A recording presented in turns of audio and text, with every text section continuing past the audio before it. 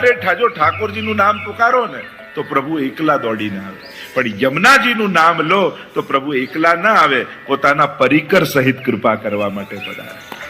એટલે કે ગિરિરાજજી પધારે, વ્રજભક્તો પધારે, યમુનાજી પોતે તો બિરાજતા જ હોય, પણ ઠાકોરજી સ્વામીજી લીલા પરિકર સહિત પ્રગટ નયનન લીલા દિખાવે. 41 પદમાં કહ્યું ને કે આજ નેત્રોથી પ્રગટ લીલાના દર્શન થાય. અને પુષ્ટિ માર્ગની આ જ ફિલોસોફી છે. અહીંયા મર્યા પછી કોઈ ભગવતધામ ગોલોકધામમાં જશો એવા વાયદા નથી. અહીંયા તો એમ કહે કે આ જ દેહથી મારે ભગવત દર્શન કરવા છે, મારે લીલા પરિકરના દર્શન કરવા છે. ભક્તોનો તો આગ્રહ આવો રહ્યો છે. અને યમુનાજીની જે અષ્ટસિદ્ધિઓ બતાવી છે આચાર્યો યમુનાષ્ટકમાં વ્યાખ્યામાં, એમાં 4 સંયોગાત્મક, 4 વિપ્રયોગાત્મક અને સિદ્ધિ બતાવતા આચાર્યોએ કહ્યું કે આ જ નેત્રોથી પ્રગટ લીલાના દર્શન થાય. એ યમુનાજીની સિદ્ધિ છે. તનુ નવત્વની પ્રાપ્તિ થાય, લીલા રસનો અનુભવ થાય. આ બધી સિદ્ધિઓ યમુનાજીની માનવામાં આવી છે. અને પુષ્ટિ ભક્તિની આ જ સિદ્ધિઓ છે. પુષ્ટિ ભક્તિ માર્ગમાં તમને કોઈ એવું સામર્થ્ય નથી આપવામાં આવતું કે જેથી તમે કોઈ ને કોઈ પ્રકારથી સંસાર આસક્ત થાવ. એવું ભગવાન તમને કોઈ આપવામાં રસ ધરાવતા નથી. કદાચ વસ્તુ પદાર્થ પણ આપે તો શું કે પુષ્ટિ માર્ગમાં તમને ક્યારે ધન, સુખ, ઘર, વૈભવ નહીં મળે? ના, મળશે. ફરક શું છે કે ફરક એ છે, બીજા કોઈ આપશે ઘર તો એ ઘરની જંજાળમાં ફસાઈ જશો, પણ મહાપ્રભુજી આશીર્વાદ આપીને ઘર આપશે ને તો એવું આપશે કે જેમાં ઠાકોરજી પધરાવીને સેવા કરવા લાગશો. બસ આટલો ફરક છે. બીજાની કૃપાથી કદાચ સંસાર મળ્યો તો એ સંસારમાં બાંધનારું હશે. મહાપ્રભુજીની કૃપાથી સંબંધીઓ મળશે ને એ તો એ સેવામાં સહાયક મળશે. બસ ફરક એ છે, અહીંયા આપવામાં આવતો સંસાર પણ પ્રભુને સાધનારો મળશે. જેનાથી તમારી ભક્તિ સિદ્ધ થશે એવા સાધનો તમને આચાર્યો આપશે. તો શ્યામ સુખધામ જહાં નામ ઇનકે, જ્યાં યમુનાજીનું નામ છે ત્યાં સાક્ષાત ઠાકોરજી લીલા પરિકર સહિત ભક્તને ત્યાં પધારે છે. અહીંયા તમને વૈકુંઠ નથી લઈ જવાતા, અહીંયા તમને વ્રજમાં નથી લઈ જવાતા, અહીંયા તમે જ્યાં છો ત્યાં વ્રજ ઊભું કરાય છે. એટલે તમારા ઘરે ઠાકોરજી પધરાવવામાં આવે, તમારા વૈષ્ણવ વ્રજભક્તો છે એટલે તમારે ત્યાં ગોપી, ગ્વાલ આ બધા ઠાકોરજીની સેવામાં વ્રજભક્તો, તમારા ઘરે વ્રજભક્તો બિરાજે જ છે.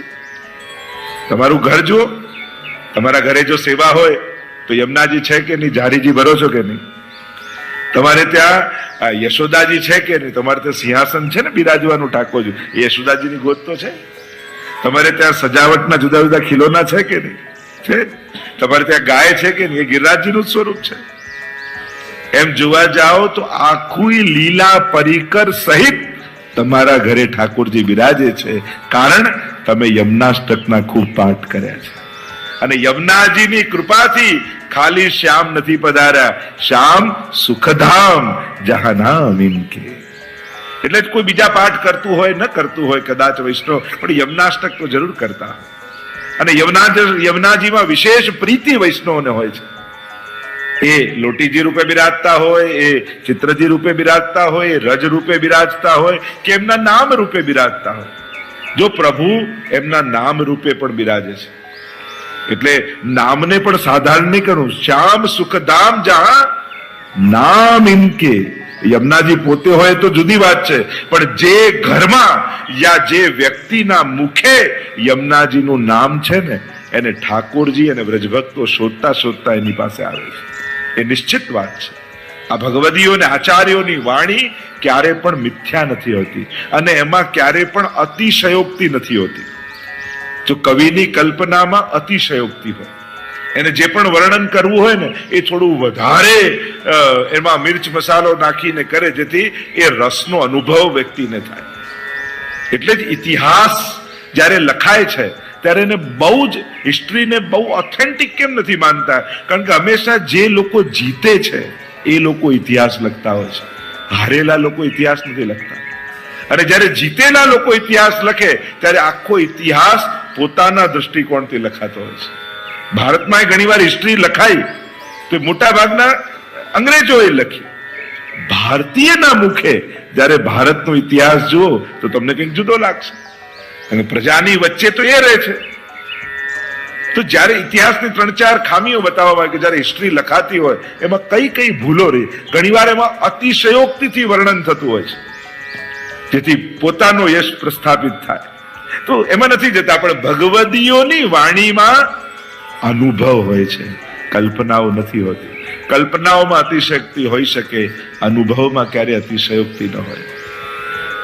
એટલા માટે અહીંયા જયારે હરિરાય મહાપ્રભુજી પોતે કહેતા હોય કે શ્યામ સુખધામ જહા નામ ઇનકે, જ્યાં યમુનાજીના નામ છે ત્યાં સાક્ષાત ઠાકોરજી અને બ્રજમંડળ છે એમ કહ્યું. અને કહ્યું નિષદિના પ્રાણપતિ આય હિયમે બસે. અને જે મુખે નિત્ય યમનાષ્ટક થતા હોય, યમુનાજીના નામ લેવાતા હોય, 41 પદ ગવાતા હોય, એનું ફળ શું? નિષદિના પ્રાણપતિ આય હિયમે બસે. ઠાકોરજી હૃદયમાં આવીને વસી જાય છે અને એનું હૃદય જ સુખધામ ઠાકોરજી બનાવી દે છે. આ વિશેષતા છે. જેમ દયરામભાઈ પણ એમના દોડ પદોમાં અને કીર્તનોમાં એમ કહે છે કે જ્યારે શ્રી વલ્લભનું નામ લેવાય છે તો જેમ સારસ પક્ષી હોય ને એ યુગલમાં હોય, હંમેશા જોડે જ હોય, એકલું ના હોય. અને જેમ માદા જ્યાં હોય ત્યાં નર ગોતું ગોતું આવી જાય, એમ જ્યાં યમુનાજી અને મહાપ્રભુજીના નામ લેવાય છે ત્યાં ઠાકોરજી શોધતા શોધતા પહોંચી જ જતા હોય છે. એટલે યમુનાજીનું નામ એટલું મહાત્મ્ય રાખે છે કે પ્રભુને વશ કરનારું છે.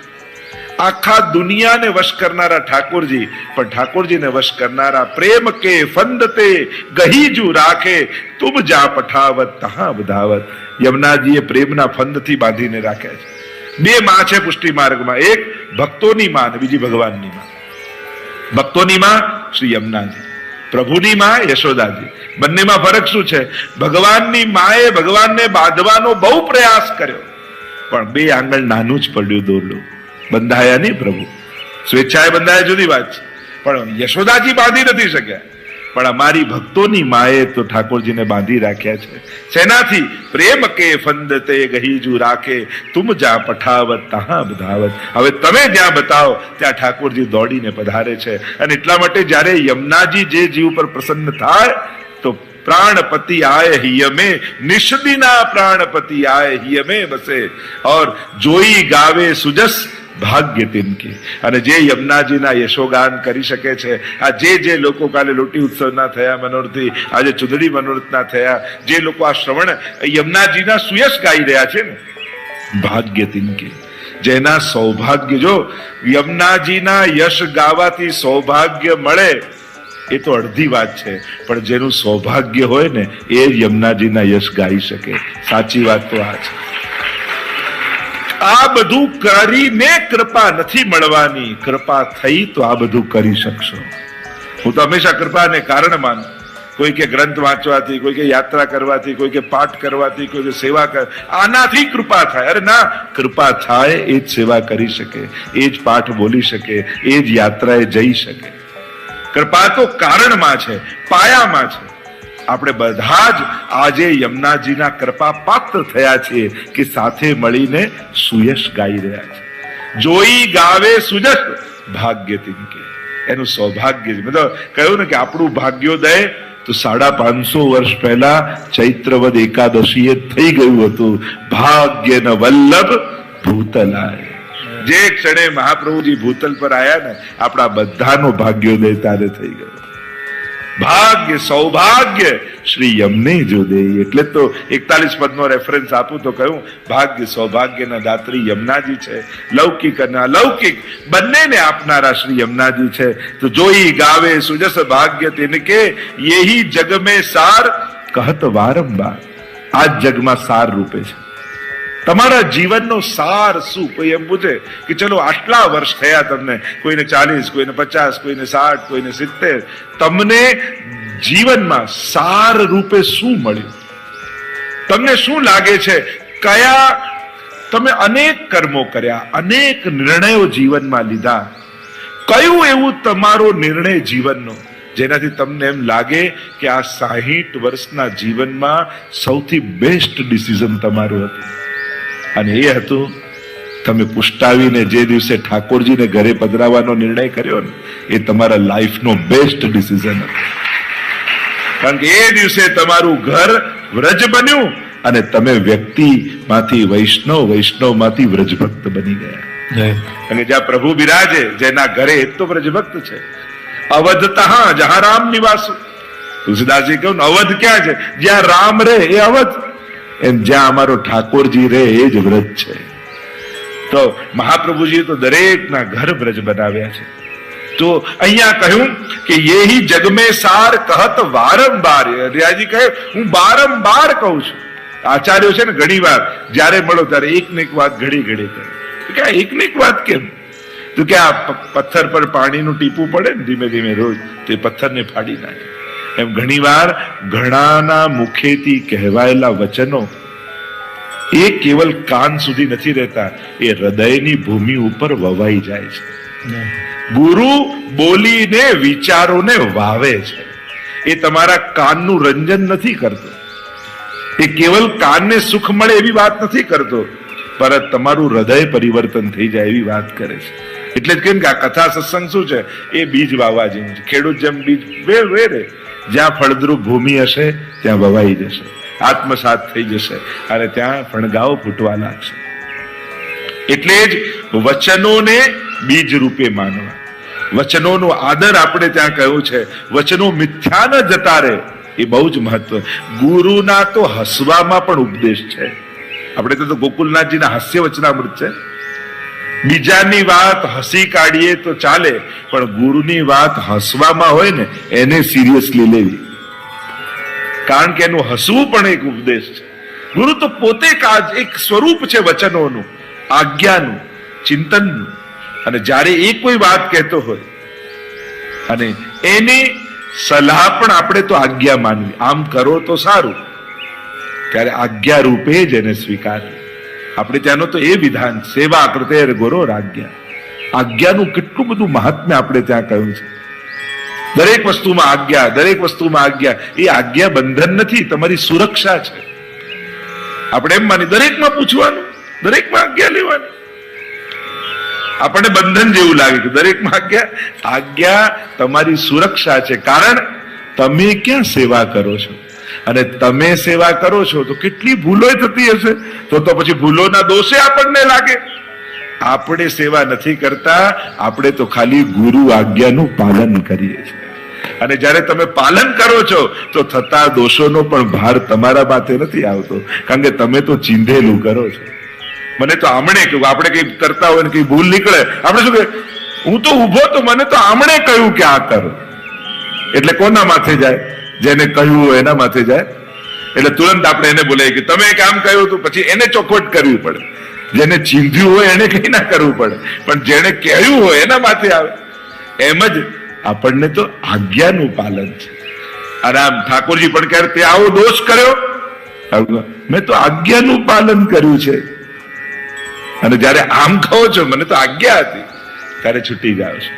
આપણે ત્યાં એટલે જ તો આજ્ઞા, રામદાસની વાર્તા પંખો કરવાની આજ્ઞા કરી કે ઠાકોરજીની સેવામાં રહેજે, ઠાકોરજી આરોગતા હોય ત્યારે પંખો કરજે, પણ દર્શન કરવાનો અધિકાર તારો નથી, એટલે આંખો ખોલતો નહીં. વિચાર કરો, ઠાકોરજી આરોગતા હોય સાક્ષાત અને પંખો કરવાની આપણને સેવા મળે, એવું પોસિબલ છે કે આંખ ના ખુલે? કઈ ને કઈ કેમે કરીને થોડી નાનકડી ઝીણી કરીને જોઈ તો લઈએ, એમ થાય કે શું થઈ રહ્યું. માણસને એમ છે કે જે કઈ થાય મારી જાણકારીમાં હોવું જોઈએ. તો આ તો જાન ઉપર આવી જાય જાણકારી, એવું થઈ જાય ઘણી વાર. તો ઠાકોરજી પરીક્ષા કરી કે તું આંખ ખોલ. કહ્યું કે મને મહાપ્રભુજીની આજ્ઞા નથી.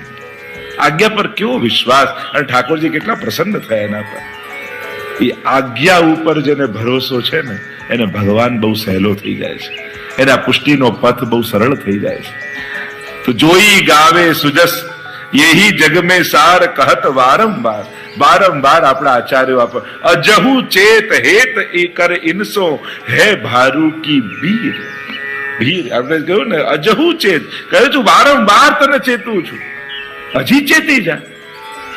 મન તોસો કીતી કહી સમજાય. સુરદાસજી પણ કહે છે ને, તને કેટલી વાર સમજાયું. નંદ નંદન કો આ પ્રીત કર પ્રભુથી. એટલે સુરદાસજી ગાન કરતા કહે છે, મને तो सो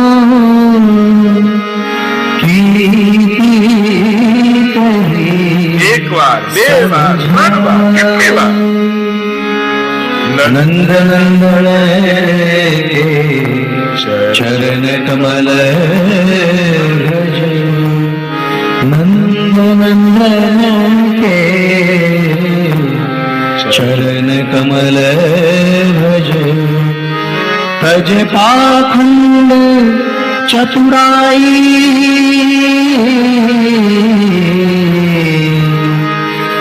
मन तो सो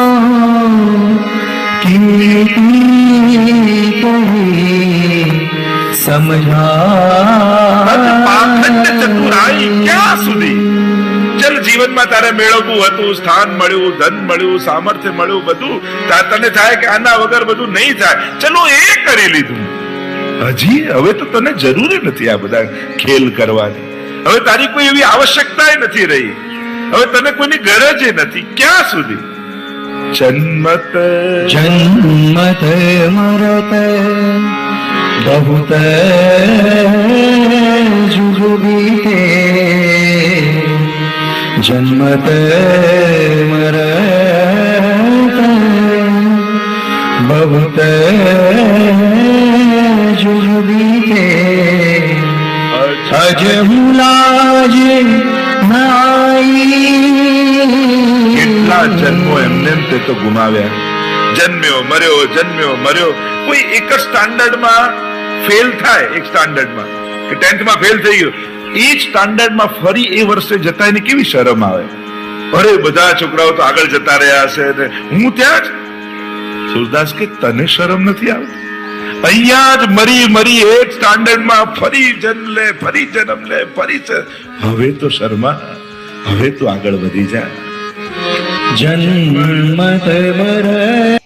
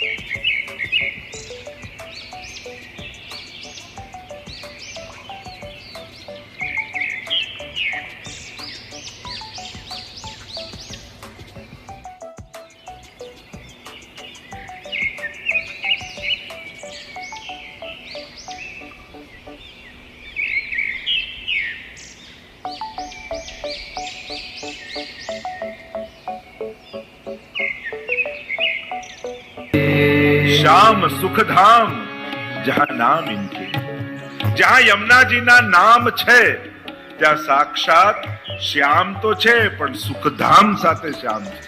અને પ્રભુનું સુખધામ શું છે કે પ્રભુનું નિત્ય લીલા પરિકર, એ જ પ્રભુનું સુખધામ છે. યમુનાજીના નામ લો ત્યારે જો ઠાકોરજીનું નામ પુકારો ને તો પ્રભુ એકલા દોડીને આવે. પણ યમુનાજીનું નામ લો તો પ્રભુ એકલા ના આવે, પોતાના પરિકર સહિત કૃપા કરવા માટે પધારે. એટલે કે ગિરિરાજજી પધારે, વ્રજભક્તો પધારે, યમુનાજી પોતે તો બિરાજતા જ હોય, પણ ઠાકોરજી સ્વામીજી લીલા પરિકર સહિત પ્રગટ નયનન લીલા દિખાવે. 41 પદમાં કહ્યું ને કે આજ નેત્રોથી પ્રગટ લીલાના દર્શન થાય. અને પુષ્ટિ માર્ગની આ જ ફિલોસોફી છે. અહીંયા મર્યા પછી કોઈ ભગવતધામ ગોલોકધામમાં જશો એવા વાયદા નથી. અહીંયા તો એમ કહે કે આ જ દેહથી મારે ભગવત દર્શન કરવા છે, મારે લીલા પરિકરના દર્શન કરવા છે. ભક્તોનો તો આગ્રહ આવો રહ્યો છે. અને યમુનાજીની જે અષ્ટસિદ્ધિઓ બતાવી છે આચાર્યો યમુનાષ્ટકમાં વ્યાખ્યામાં, એમાં 4 સંયોગાત્મક, 4 વિપ્રયોગાત્મક અને સિદ્ધિ બતાવતા આચાર્યોએ કહ્યું કે આ જ નેત્રોથી પ્રગટ લીલાના દર્શન થાય. એ યમુનાજીની સિદ્ધિ છે. તનુ નવત્વની પ્રાપ્તિ થાય, લીલા રસનો અનુભવ થાય. આ બધી સિદ્ધિઓ યમુનાજીની માનવામાં આવી છે. અને પુષ્ટિ ભક્તિની આ જ સિદ્ધિઓ છે. પુષ્ટિ ભક્તિ માર્ગમાં તમને કોઈ એવું સામર્થ્ય નથી આપવામાં આવતું કે જેથી તમે કોઈ ને કોઈ પ્રકારથી સંસાર આસક્ત થાવ. એવું ભગવાન તમને કોઈ આપવામાં રસ ધરાવતા નથી. કદાચ વસ્તુ પદાર્થ પણ આપે તો શું કે પુષ્ટિ માર્ગમાં તમને ક્યારે ધન, સુખ, ઘર, વૈભવ નહીં મળે? ના, મળશે. ફરક શું છે કે ફરક એ છે બીજા કોઈ આપશે ઘર તો એ ઘરની જંજાળમાં ફસાઈ જશો, પણ મહાપ્રભુજી આશીર્વાદ આપીને ઘર આપશે ને તો એવું આપશે કે જેમાં ઠાકોરજી પધરાવીને સેવા કરવા લાગશે. બસ આટલો ફરક છે. બીજાની કૃપાથી કદાચ સંસાર મળ્યો તો એ સંસારમાં બાંધનારું હશે. મહાપ્રભુજીની કૃપાથી સંબંધીઓ મળશે ને એ તો એ સેવામાં સહાયક મળશે. બસ ફરક એ છે અહીંયા આપવામાં આવતો સંસાર પણ પ્રભુને સાધનારો મળશે. જેનાથી તમારી ભક્તિ સિદ્ધ થશે એવા સાધનો તમને આચાર્યો આપશે. તો શ્યામ સુખધામ જહાં નામ ઇનકે, જ્યાં યમુનાજીનું નામ છે ત્યાં સાક્ષાત ઠાકોરજી લીલા પરિકર સહિત ભક્તને ત્યાં પધારે છે. અહીંયા તમને વૈકુંઠ નથી લઈ જવાતા, અહીંયા તમને વ્રજમાં નથી લઈ જવાતા. અહીંયા તમે જ્યાં છો ત્યાં વ્રજ ઊભું કરાય છે. એટલે તમારા ઘરે ઠાકોરજી પધરાવવામાં આવે. તમારા વૈષ્ણવ વ્રજભક્તો છે એટલે તમારે ત્યાં ગોપી, ગ્વાલ આ બધા ઠાકોરજીની સેવામાં વ્રજભક્તો, તમારા ઘરે વ્રજભક્તો બિરાજે છે. તમારું ઘર જુઓ, તમારા ઘરે જો સેવા હોય તો યમુનાજી છે કે નહીં? જારીજી ભરો છો કે નહીં?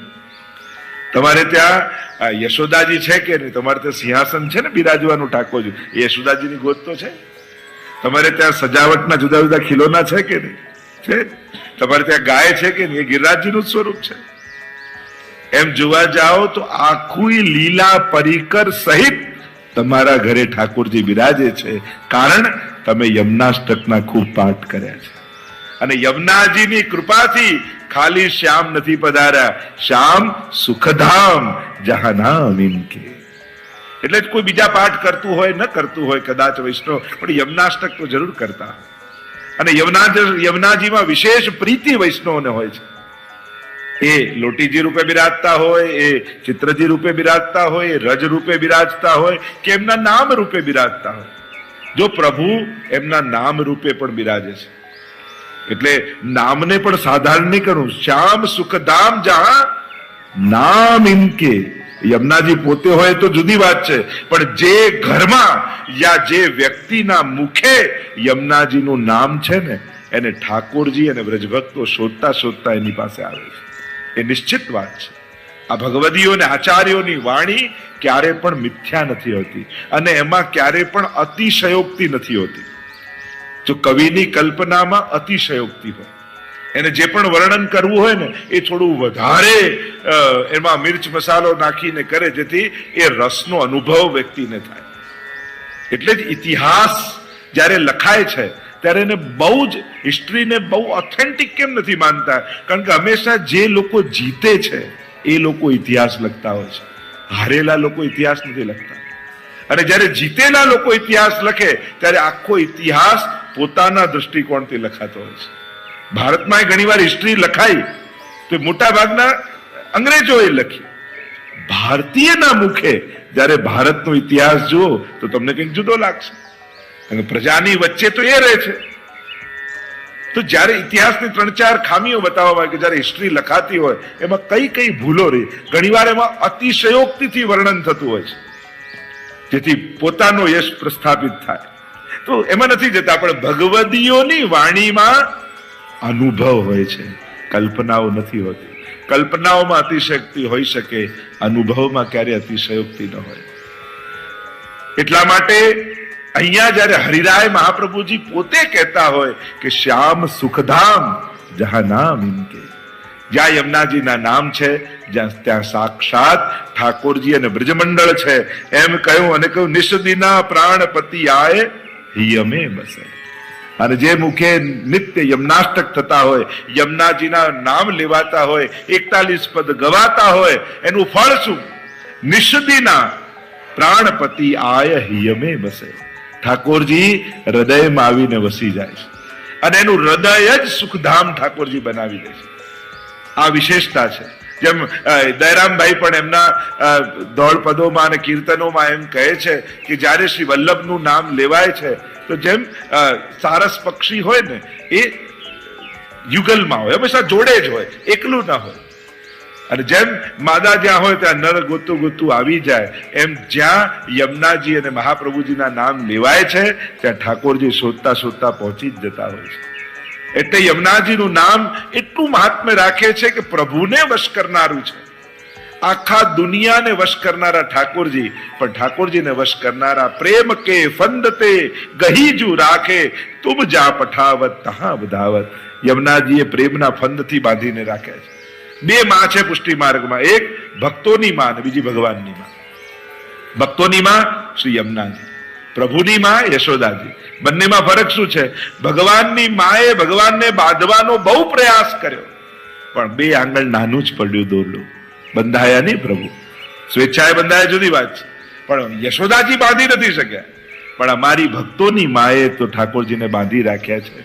શેનાથી? પ્રેમ કે ફંદ તે ગહીજુ રાખે તુમ જા પઠાવત તહાં બધાવત. હવે તમે જ્યાં બતાવો ત્યાં ઠાકોરજી દોડીને પધારે છે. અને એટલા માટે જ્યારે યમુનાજી જે જીવ પર પ્રસન્ન થાય તો प्राणपति आए ही में, निषदिना प्राणपति आए ही में बसे, और जोई गावे सुजस भाग्य तिनके. અને જે યમુનાજીના યશોગાન કરી શકે છે, આ જે લોકો કાલે લોટી ઉત્સવના થયા મનોરથી, આજે ચુંદડી મનોરથના થયા, જે લોકો આ શ્રવણ યમુનાજીના સુયશ ગાઈ રહ્યા છે ને, ભાગ્ય તિનકે, જેના સૌભાગ્ય, જો યમુનાજીના યશ ગાવાથી સૌભાગ્ય મળે એ તો અડધી વાત છે, પણ જેનું સૌભાગ્ય હોય ને એ યમુનાજીના યશ ગાઈ શકે. સાચી વાત તો આ છે. પ્રિય ભક્તજનો, જે શ્રીના આ વચનામૃત તમને ગમ્યા હોય તો આ વિડીયોને લાઈક કરજો, શેર કરજો અને કમેન્ટ બોક્સમાં જય શ્રી કૃષ્ણ જરૂર લખજો. અને અમારી ચેનલ શ્રી વલ્લભ સત્સંગને સબસ્ક્રાઈબ કરવાનું ભૂલશો નહીં. સર્વે વહાલા વૈષ્ણવોને ભાવથી જય શ્રી કૃષ્ણ.